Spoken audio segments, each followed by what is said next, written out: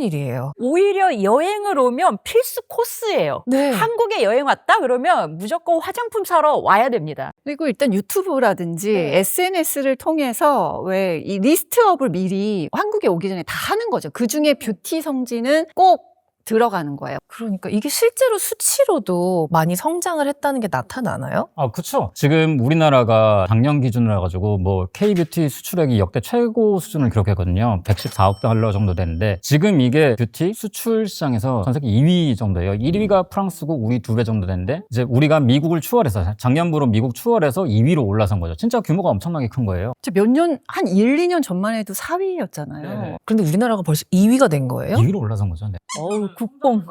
약간 왜지? 이게 정말 좋은 의미에서 도대체 왜? 왜냐면 예전 기억을 더듬어 보면은 우리가 오히려 관광을 가서 뭐 프랑스 가면은 뭐 무슨 화장품을 사와야 된다. 홍콩 가면은 무슨 마스크팩을 사와야 된다. 이런 게 리스트로 있었거든요. 저희 왜 세포라. 세포라. 그리고 이제 돈키호테. 일본 돈키호테 가면. 맞아요. 그래서 싹 쓸어 담아오고 이랬었어요. 세포라 가면은 아예 섹션 자체가 K-뷰티 섹션이 있어요. 그러니까 약간 뭔가 품질 좋은 화장품의 도장처럼 K-뷰티가 있더라고요. 근데 품질 좋은 화장품뿐 아니라 되게 핫하다? 요즘 이거 없으면 안 된다라고 생각이 될 정도의 어떤 분위기가 만들어지는데 그걸 우리는 트렌드라고 하죠. 그러니까 트렌드가 완전히 전 세계적으로 K-뷰티 화장품을 쓰면 되게 핫한 사람이야. 트렌디한 사람이야. 이런 인식이 만들어졌어요. 일본에 가도 아예 이렇게 섹션에 한국말로 이쁘다 이렇게 써있고 예쁘다도 아니고 이쁘다. 예쁘다였던 것 같아요. 네. 근데 정말 예쁘다 이렇게 써있고 거기에 한국 화장품들이 쫙 있는데 큰 매장이라서 한국 화장품들이 오히려 이렇게 있나 싶은데 그게 아니라 그냥 지하철역 지나가는 작은 그런 화장품 코너에 가도 한국 화장품들이 뭐 거짓말 아니고 절반 정도? 그냥 제 눈에 막 걸릴 정도로 정말 많아졌더라고요. 저도 최근에 이런 일을 몇 번 겪었는데 작년에 이제 제가 제일 좋아하는 축구 선수인 제라드 선수가 한국에 온 적이 있어요. 막 인터뷰를 하는데 쉬는 시간에 그 에이전트 분이 여성분이었는데 쇼핑을 하고 오셨어요. 근데 화장품을 이만큼을 사갖고 오신 거예요. 근데 그 제라드 선수가 뭐라 그랬냐면 너 이거 어디서 샀어? 우리 와이프가 한국 화장품 좀 사달라 그랬는데 나도 쉬는 시간에 가야겠다. 너무 충격적인 거예요. 그런 것 같아요. 이제 국내에서 팔리는 이제 K-뷰티 화장품의 수출은 대부분 다 중국이었어요. 2010년대까지는요. 딱 한 한 명 떨어지기 전까지 2016년 기준으로 해가지고 거의 4분의 3이 중국에서 매출이 발생했단 말이에요. 근데 지금은 매출 변화가 굉장히 다변화됐어요. 중국 뭐 한한령 때문에 뭐 안 사지 않냐 하는데 그래도 2024년까지는 국내 수출액 기준으로 1위였거든요. 근데 지금은 미국 1위입니다. 작년으로 해가지고 미국이 추월했어요. 22% 정도 되고. 근데 정말 말씀하신 대로 해외 소비자들이 이제는 더 많이 찾고 있어요. 아시아뿐만 아니라 유럽 소비자들, 이제 미국 소비자들 같은 경우도. 진짜로 K-뷰티가 다른 나라의 뷰티들과 다르다고 생각하세요? 다르죠. 어떤 면에서요? 해외 제품하고 우리나라의 특히 스킨케어는 저는 텍스처의 뉘앙스가 좀 다르다고 느껴요. 예를 들면 유럽 쪽에서 좋아하는 마무리감이 있고 또 미국에서 좋아하는 발림성이 있는데 미국에서 뭔가 제품들이 나오거나 하면은 되게 미끄러지듯이 발리고 유럽 쪽은 뭔가 실키한 맛 같은 게 좀 느껴지는 그런 걸 보습이라고 느끼는 것 같은데 한국형의 제품들은 살짝의 좀 쫀쫀함을 가지고 있으면서 각질에 좀 스르륵 붙는 그런 제형의 뉘앙스를 전 많이 느끼거든요. 거기에서 성분의 특장점을 엄청나게 강조를 많이 하는 것 같아요. 우리 막 뭐 판테놀 이만큼 넣었어. 막 사실 이 집에서 3% 넣었다. 우리 4%, 막 우리 5% 이렇게까지도 되면서 그런 피부의 건강함, 우리 거를 썼을 때는 피부가 케어가 됩니다. 이런 거에 좀 목적이 많이 맞춰진 게 한국 제품들인 것 같고 그런 소비자와의 굉장히 적극적인 소통으로 인한 텍스처의 개발이 뉘앙스가 좀 다를 수밖에 없는 환경이 아니었나 하는 생각이 드는 것 같아요. 저는 그리고 K-팝 필두로 아이돌 메이크업, 패션 이런 게 되게 인기였잖아요. 그래서 그런 컨텐츠도 있어요. 그러니까 미국식 메이크업이랑 한국식 메이크업으로 바꿔. 그러면 사람이 더 어려 보이고 너무 예쁜 거야. 한국식 메이크업이 예쁜 이유는 미국식은 옛날에 컨투어링 빡 이래가지고 되게 세. 그래서 요거를 가려. 근데 한국식 메이크업이 예쁘려면 피부 자체가 예쁘거나 예뻐 보여야 된단 말이죠. 덜어내야 되니까. 그런 제형들이 잘 더 발달한 거 아닌가 싶기도 해요. 저는 좀 궁금한 게 화장품, 제품 자체만 봤을 때 성분이라든지 효과 면에서 K-뷰티라고 하는 그 제품이 실제로 우수하다고 생각을 하시나요? 성분 쪽으로 가보면 K-뷰티가 전 세계 성분 트렌드를 리드하고 있다고 말해도 과언이 아닐 정도다라고 얘기를 하고 싶은데 일단 소비자들의 이 수준이 어마어마합니다. 그걸 그 여기서 올리셨어요. 그쵸. 그리고 제가 봤을 때는 우리 또 이렇게 감시 체계가 또 엄청나잖아요. 아, 그럼요. 일단 컨텐츠로서 다 알려주는데 지금 이제 화해 같은 어플 가면 그 자극 성분 몇 개 있는지 그냥 바로 나오잖아요. 그러니까 뭔가 엉뚱한 짓을 못 하는 거지, 이제. 화장품 만들 때도. 그러니까 요즘 우리가 피부 본연에 진짜 집중을 하게 된 것 같아요. 패션도 마찬가지예요. 그러니까는 사실은 비주얼적으로 바로 보이는 거, 그러니까 되게 장식적인 옷이나 이런 것들은 어떻게 보면 쉬워요. 그런데 더 사람들은 궁극적으로 고급스러움, 저요. 럭셔리 이런 거를 사실은 지향한단 말이죠. 작은 것들. 그러려면 옷도 콰이어트 럭셔리로 가는 거예요. 어디 건진 모르겠는데 귀티나 근데 그러려면 소재부터가 좋아야 되거든요. 그쵸.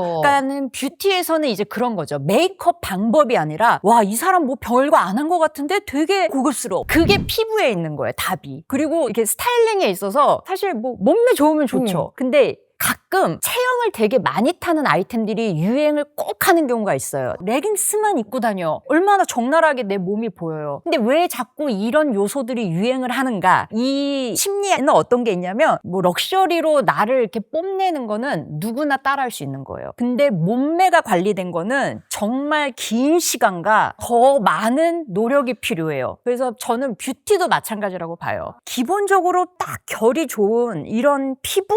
이거는 화장 잘한다고 하루아침에 따라할 수 있는 건 아니거든요.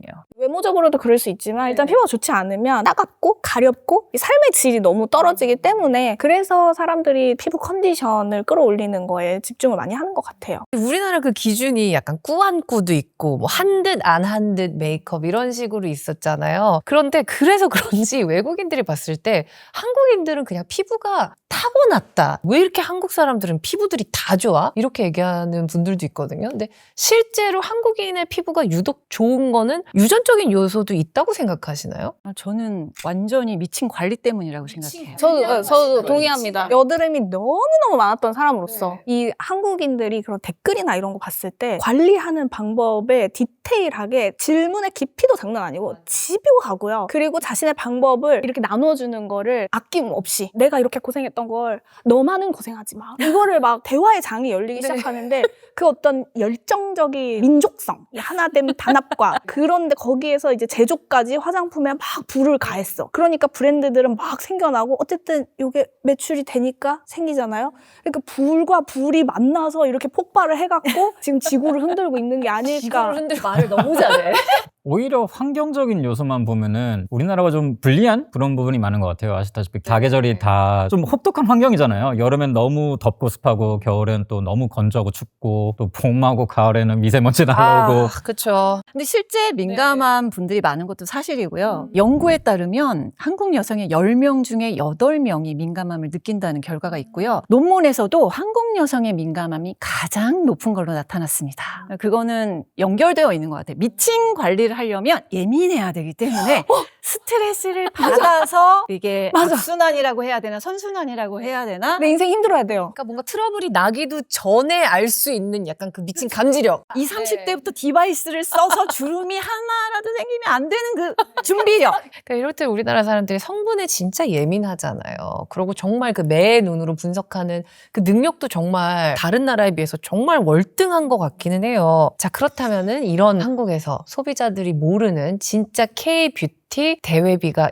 있을까요? 이게 실체다. 만약에 대회비라고 하면 이런 게 있을 네. 것 같아요. 판매하는 장소에 따라서 화장품을 개념을 규정하는 거? 일반 화장품 중에서도 약국에서 판매하거나 이런 게 있고 그래서 한쪽에서는 뭐 정통 더마와 그냥 더마 이렇게도 나눠서 얘기를 하고 있어요. 근데 저는 아직 조금 헷갈리는 부분이 있어요. 그러니까 더마가 과연 무엇인가? 더마 화장품이 무엇인가? 일단 피부 과학 기반으로 해서 임상 데이터가 명확하게 나타나야 되고요. 저자극으로 민감한 피부의 장벽 강화, 개선을 위해서 만들어진 그 고민을 해결해주는 화장품이라고 볼 수 있죠.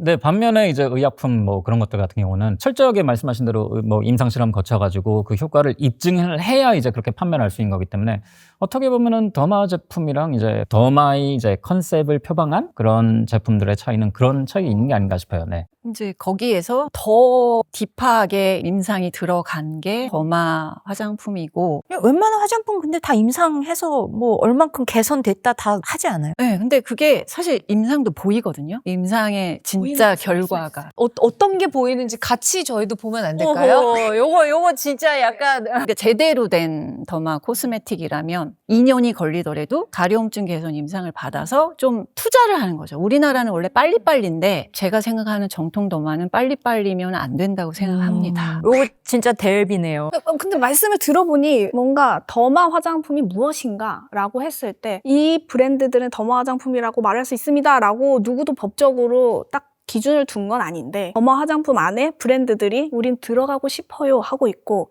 그거를 소비자들이 얼마나 진짜 이 브랜드는 더마야 믿고 내가 쓸 수 있어 뭔가 이런 것들이 더 크게 작용을 하지 않나라는 생각도 좀 그렇겠다. 드네요. 조금 확인해봐야 될 부분들이 있겠네요. 그래서 디렉트파이님 영상 보나봐요.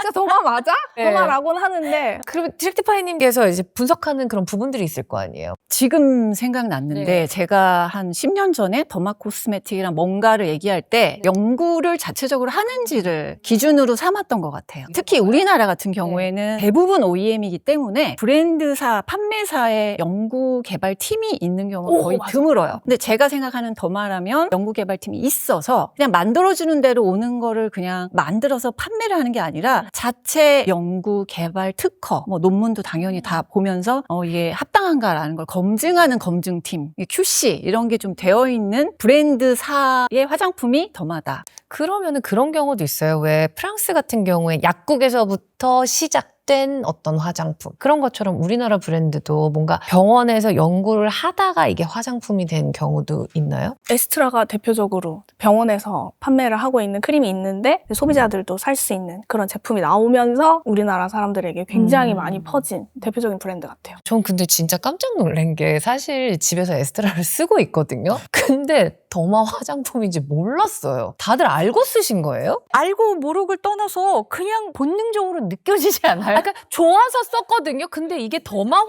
화장품이다라는 거를 오늘 알았다니까요, 저는. 아모레퍼시픽이 보면은 참 가지고 있는 브랜드들이 되게 많잖아요. 사실 에스트라도 대표적인 케이스거든요. 원래 태평양 제약으로 출발을 했고 원래 태평양이었잖아요. 그 브랜드를 살려가지고 그 헤리티지나 그런 네. 것들이 있으니까 그 뭐 기술력도 있지만요. 그걸 지금 브랜딩화하면은 지금 현재 시장에서 잘 통하겠다. 그걸 굉장히 잘하는 곳이긴 하죠. 네. 태평양 제약하면 좀 굉장히 좀 역사가 깊을 것 같은데. 제 기억으로는 1980년인가? 40년 넘은 헤리티지를 보시면 돼요. 네. 이게 연구소도 연구소지만은 생산 설비까지, 이 생산 설비 시스템까지 되게 까다롭게 보기 때문에 그런 것 같아요. 그러다 보니까 이제 에스트라 같은 경우는 상급 종합병원에서 이제 볼 수 있는 제품이기도 하거든요. 상급 종합병원에서 볼 수 있다고요? 네네. 그리고 또 상급 종합병원에 계신 의사 선생님하고 어떻게 이렇게 또 같이 해가지고 뭐 그렇게 네트워크로 인해서 뭐 그렇게 취급할 수 있는 거죠.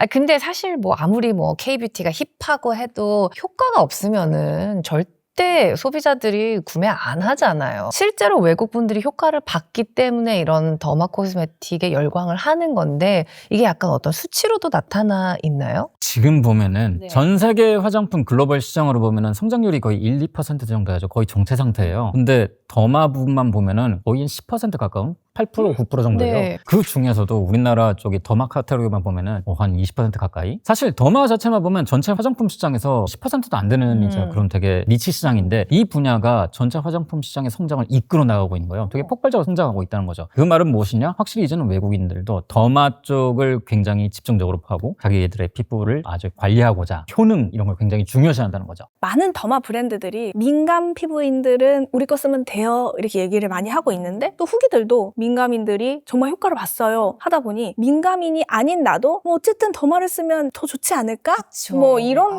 것들 때문에 더마가 더 인기가 있어진 게 아닌가 싶습니다. 아, 이렇게 폭발적으로 시장이 성장하고 있는데 그렇다면은 그 중에서도 정통 더마를 골라낼 수 있는 그 눈이 진짜 중요해지겠네요. 그렇죠. 근데 실제로 이 트렌드 조금 언급을 해주시긴 했지만 실제로 굉장히 피부 갖고 고생을 많이 하셨다면서요. 혹시 약간 뒤집어졌을 때 응급처치하는 노하우 있으세요? 네. 민감 피부를 진정시키는 약산성 상태로 유지를 해주는 그런 제품들을 막 뿌려 바르고 그다음에 저는 보습 크림을 저한테 잘 맞는 걸 듬뿍 발라줍니다. 듬뿍. 네, 근데 그럴 때에는 블랙헤드 막 이런 걸 좀 안 봐야 돼요. 왜냐면 피부가 좀 안 좋아지고 뒤집어졌는데 내가 지금 블랙헤드 그거 박힌 거 빼겠다고 또 건드리면 또 데미지가 가기 때문에 그런 시즌에는 살짝 진정에 집중을 해주고 내 피부가 컨디션이 돌아오면 그때 이제 좀 뭔가 뽑아내고 싶고 이런 것들을 좀 케어를 해주고 그래서 약간 그런 내려놓는 마음. 그거 맞아요. 저도 진짜 네버엔딩 트러블이었는데 그냥 제일 조심해야 될 거 손대시면 안 됩니다. 그 다음에 제가 이거를 관리하느라고 없는 살림에 우리 어렸을 땐 돈 없잖아요. 그 와중에도 진짜 좋다고 하는 거 비싼 화장품 나는 20만 원 넘는 크림도 써봤잖아요. 근데 이제 많은 걸 해보고 깨달은 건 뭐냐면 몸에 좋다는 보양식을 많이 먹는 게 중요한 게 아니야. 몸에 안 좋은 걸 안 먹는 게 더 먼저거든요. 맞아요. 그래서 제가 더마 화장품을 위주로 이제 찾아서 이제 쓰기 시작했던 게 그때부터였던 것 같아요. 그러니까 민감 피부는 일단 화장품 다이어트라는 게 제일 좋아요. 맞아요. 현혹되고 여기저기 해서 내 얼굴에 테스트를 하고 이러기보다는 딱 장벽 크림 같은 거나 유트로님이 얘기한 것처럼 좀 기다려주고 제가 늘 유튜브에서도 CCTV 보듯이 나를 봐야 된다. 나를 모르고 이 유튜브 가서 이거 좋다니까 이거 사. 맞아. 저 사람이 좋다니까 또 여기서 이거 사고 이러면은 피부 다 폭망한다. 이런 얘기를 했는데 장벽 관리만 잘해줘도 관리 가능하다. 저는 그래서 장벽 강조된 이 시대에 내가 살고 있다는 게 너무 좋아요. 그치. 예전에는 몰랐어요. 그렇다면은 마지막으로 이거 하나만 덜어내도 내 피부가 당장 고급스러워진다 하는 좀 최악의 뷰티 습관 하나씩만 꼽아주시죠. 그러면 저희가 그걸 버리도록 하겠습니다. 바비님부터. 저한테 그런 건지 전 뭐 버릴 게 없는 것 같습니다. 지금 더 이상 버리면 안 돼요. 그래서 버리면은 수분크림 하나 바르고 있는데. 씻는 거를 포기한다. 야, 이 정도가 돼요. 저는 그 정도면. 저는 그냥 늘 얘기하는 게 과한 클렌징을 줄이자. 피부 타입에 따라서 지성은 이중 세안을 메이크업 했을 때 잘 해주고 건성은 굳이 2차 세안까지 굳이 할 필요가 없으니까 효과 좋은 클렌징 제품을 고르고 아침에는 뭐 좀 덜어낸다든가 클렌징을 스킵한다든가 이런 방법? 저도 비슷합니다.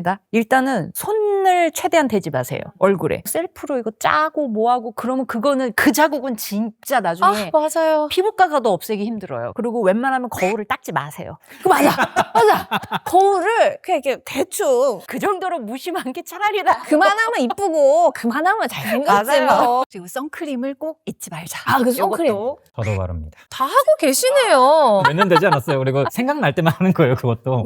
저도 예전에 했던 다시는 좀 안 하고 싶은 횟수가 기초 제품에서 향 좋은 걸 좀 찾았었어요.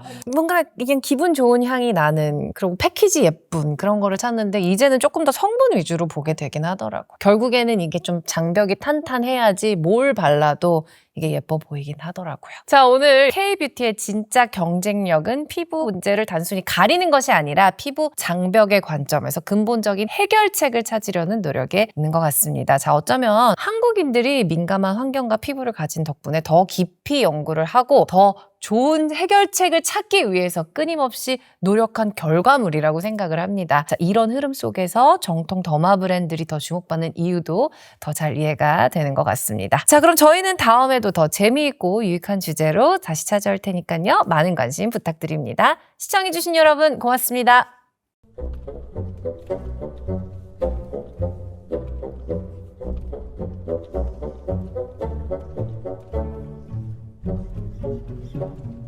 Thank you.